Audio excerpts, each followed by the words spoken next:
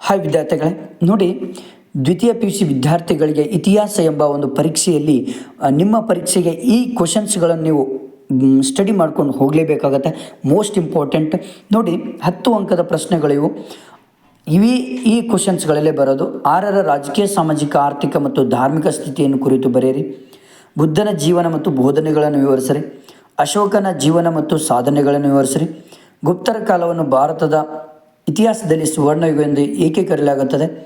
ಇಮ್ಮಡಿ ಪುಲಿಕೇಶಿಯ ಸಾಧನೆಗಳನ್ನು ವಿವರಿಸಿರಿ. ರಾಷ್ಟ್ರಕೂಟರ ಸಾಂಸ್ಕೃತಿಕ ಕೊಡುಗೆಗಳನ್ನು ವಿವರಿಸಿರಿ.